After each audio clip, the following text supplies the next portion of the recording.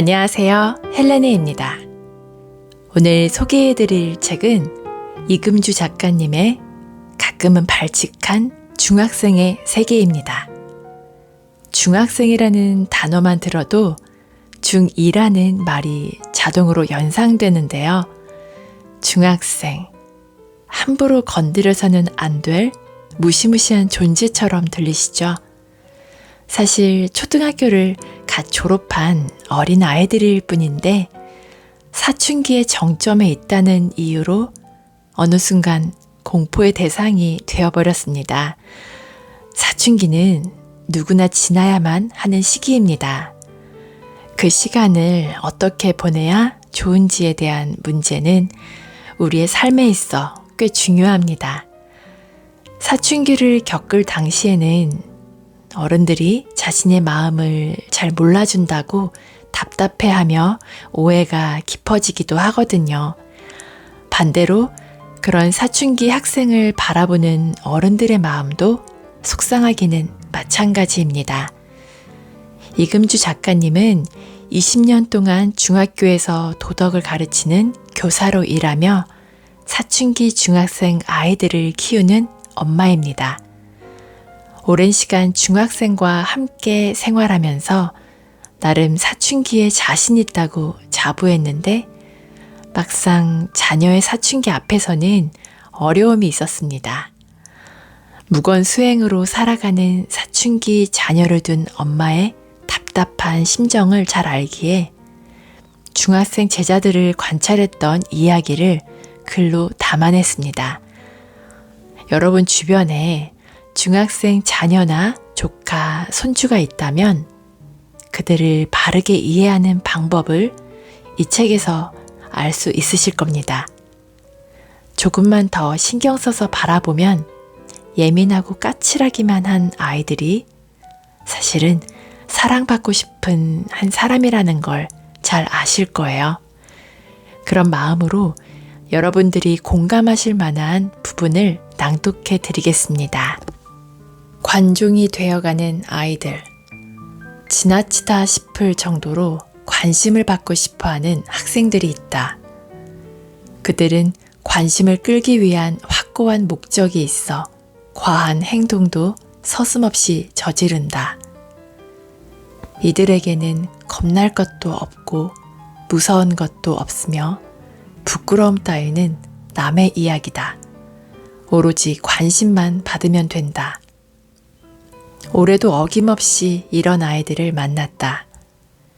젊디 젊던 20대 교사 시절 학부모 상담에서 한 어머니가 나에게 이런 말을 건넸다. 선생님은 아이를 안 낳아봐서 부모의 마음을 몰라요. 그리고 애를 안 키워봤으니 아이들을 완전하게 이해하기 힘들 거예요.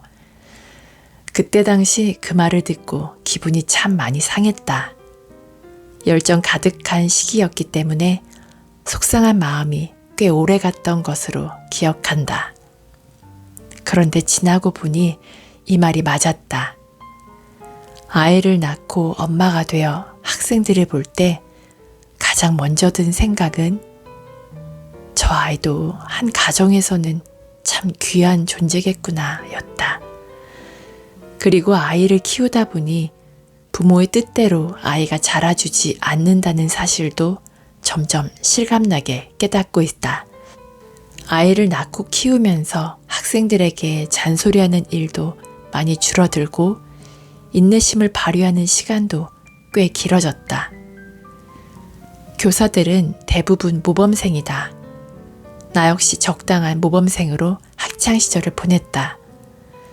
그 덕에 중학생이 저지르는 독특하고 난감한 일들을 이해하는 데 한계가 있었다. 개발세발 글씨를 쓰는 중학생, 알파벳 B와 D를 헷갈려하는 중학생, 구구단은 알지만 곱셈과 나눗셈을 어려워하는 중학생, 뜻모를 괴성을 지르며 욕설을 내뱉는 중학생. 아이를 키우기 전에는 어떻게 이런 걸 못할 수 있을까? 어쩜 저런 말을 할 수 있지? 라고 생각하며 중학생의 뇌구조는 참으로 독특하다고 생각했다. 하지만 본격적인 육아전선에 뛰어들고 내 아이가 중학생이 되면서부터는 살짝 성인군자의 마음을 갖게 됐다. 육아를 하다 보면 마음 수양이 저절로 되는 희귀한 경험을 하게 된다. 그러면서 나는 중학생이더라도 초등학교 수준의 문제를 이해하지 못할 수 있고 화가 나지 않아도 욕을 뱉을 수 있다는 사실을 자연스럽게 받아들이게 되었다. 그리고 기다려주면 언젠가는 할 수 있겠지. 분명 잘하는 것이 누구에게나 한 가지는 있겠지. 라는 긍정적이고 여유로운 마음도 생겼다. 아이를 낳고 키우기 전 중학생을 바라볼 때 절대로 이해할 수 없는 것이 있었다. 관심받고 싶어하는 아이들의 지나치게 과한 행동이었다. 그런 아이들을 볼 때면 회피하게 되고 아이의 문제점만을 지적하고 훈계했다. 하지만 아이를 키우면서부터는 교사에게 과한 행동을 하면서까지 자신의 존재를 알리고 싶어하는 아이들이 측은하게 느껴졌다. 관심받고 싶은 마음이 오죽 크면 저럴까 싶어 지금은 그 아이의 이름을 한 번이라도 더 불러주려고 노력한다. 오늘도 내 앞에서 특이한 행동을 하고 알 수 없는 괴성을 지르고 독특한 질문들을 쏟아내며 자신의 존재감을 알아달라고 애원하는 학생들이 있다. 안타깝게도 이런 학생들은 대부분 가정에 문제가 있는 경우가 많다. 집에서 자신의 존재를 알아주는 사람이 없다 보니 학교에서만이라도 어른인 교사에게 자신의 정체성을 확인받고 싶어 하는 것이다. 중학생들은 어른의 관심을 피하는 것 같지만 사실 어른에게 관심을 받고 인정을 받고 싶어 한다. 그리고 그 인정과 관심을 받은 경험은 아이를 건강한 어른으로 성장할 수 있게 하는 밑거름이 된다. 나도 관심받고 싶은 마음에 종종 관종이 된다. 남편 또는 가족이 나라는 존재를 알아주었으면 하는 마음에 조금 아파도 많이 아픈 척, 그냥 지나갈 수 있는 일도 굉장히 슬프고 힘든 척 연기할 때가 있다. 인간은 모두 관종이 되고 싶을 때가 있지 않은가? 누군가에게 한 번쯤은 나 이런 사람이야 라는 확인받고 싶은 마음, 관심받고 싶은 마음에 아이들은 관종이 돼간다. 학교에서 자신의 이름을 불러주면 학생들은 선생님, 제 이름을 아세요? 라며 엄청 좋아한다. 자신들의 존재감을 이름을 불러주는 것만으로도 확인받는다고 생각하는 것 같다.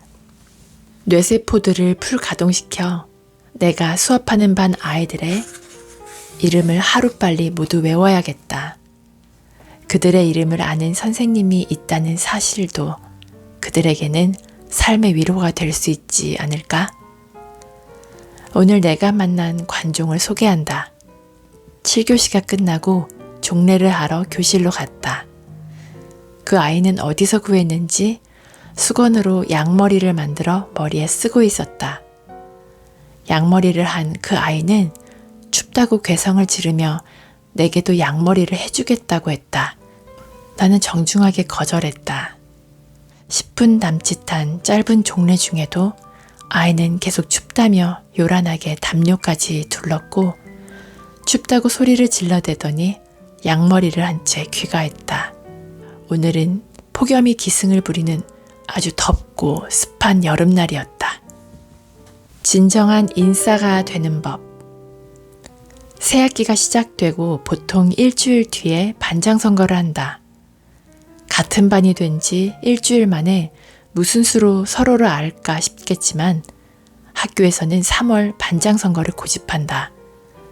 3월에 굳이 해야 할 이유도 없는데 이제 좀 바꿔보는 것도 괜찮지 않을까 싶다. 반장선거를 대하는 학급 분위기는 중요하다. 학급 분위기가 어떤 방향으로 흘러가느냐에 따라 반장선거에 참여하는 아이들의 태도가 달라지기 때문이다. 반장선거 분위기는 인싸우세론과 반장 자격론 두 가지로 나뉜다. 중학생은 초등학교 시절부터 반장 선거를 지켜보았고 의외로 정치에 관심이 많은 편이라 어떤 아이가 우리 반 대표로 적합한지 알고 있다. 반장 자격론 쪽으로 학급 분위기가 기울어지면 담임교사는 마음이 놓인다. 중학교에서 반장은 의외로 할 일이 많다. 봉사정신을 발휘해야 할 순간들이 꽤 있다. 그러므로 잘 뽑혀야 한다. 인싸우세론에 휩싸여 검증 과정 없이 눈에 띄는 인싸가 반장이 될 경우 1년이 힘들어질 수 있다. 3월 초 눈에 띄는 인싸들은 비교적 진정한 인싸의 확률이 낮다. 이들은 몇 가지의 특징을 갖고 있다. 일단 목소리가 크다. 그리고 친구들을 어떻게든 웃기려고 엄청 노력한다. 처음에는 그냥 적당히 웃겨도 친구들이 웃어주지만 중학생은 식상하고 반복되는 것을 극도로 싫어한다. 더 이상 똑같은 유머는 먹히지 않는다. 친구들을 웃기고 싶은 욕망은 강해지는데 소재는 바닥을 보인다. 그러면 이들은 인싸 명단에서 자신들이 빠질 수도 있다는 두려움에 조급한 마음을 갖는다. 급한 마음에 욕설, 친구를 비방하는 발언, 루머까지 총동원하여 자극적인 저질 유머를 생산해내기도 한다.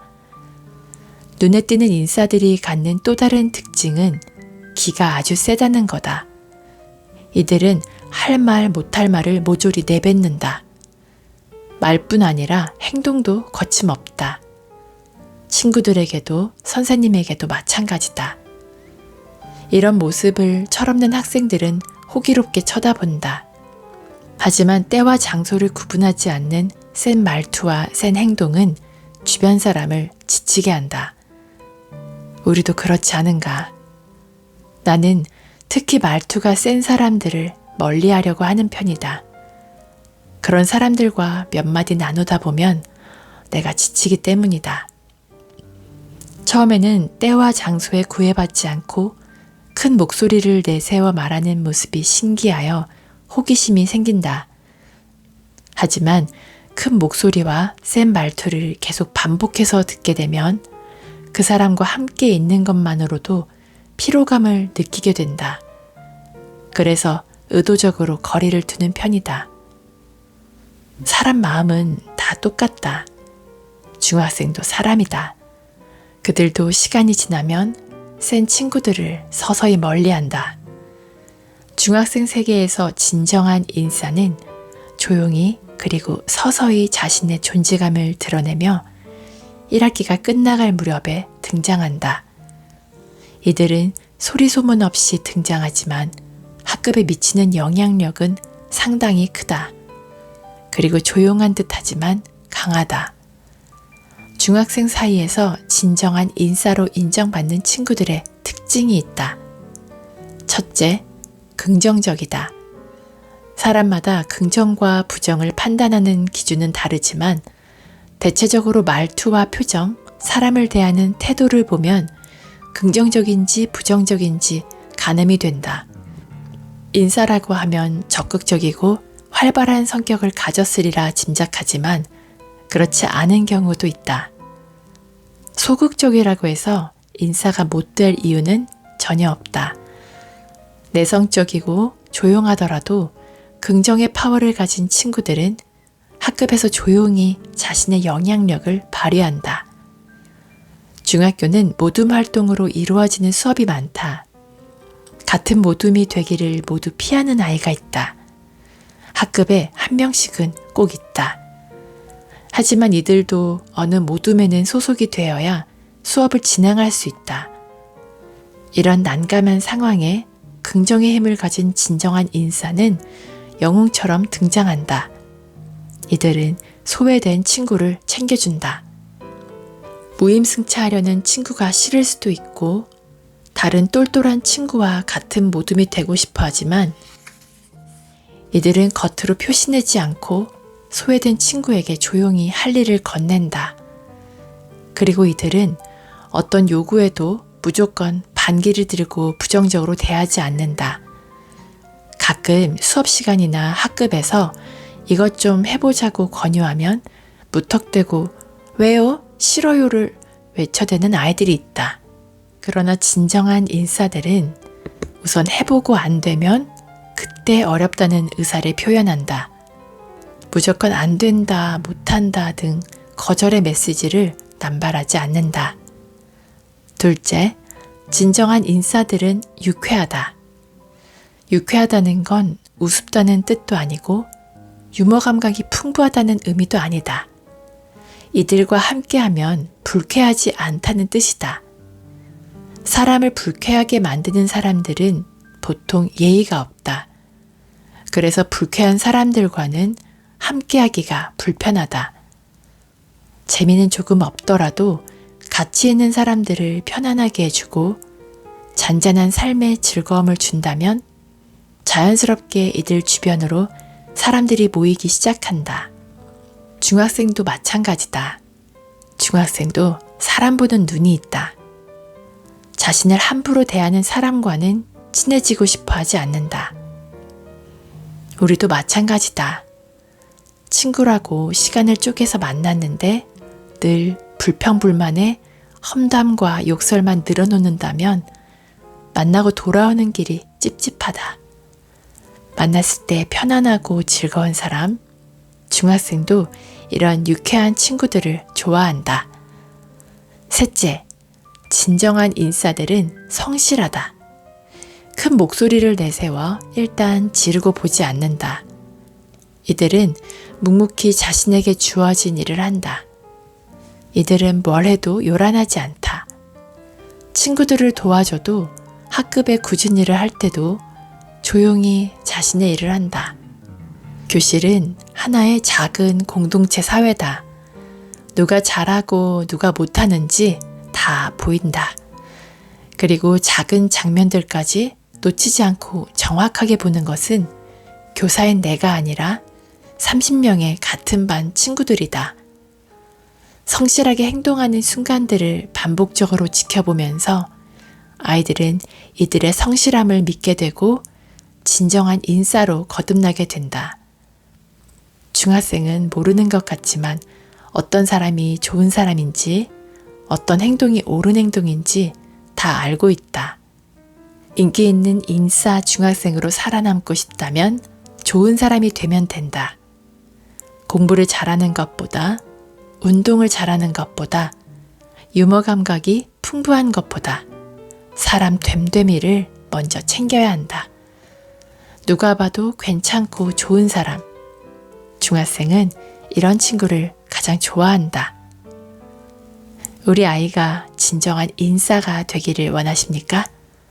그렇다면 우리 어른들부터 좋은 사람이 돼보는 것은 어떨까요?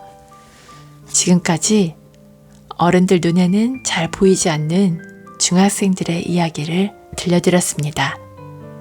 오늘도 끝까지 저와 함께 해주셔서 감사드리고요.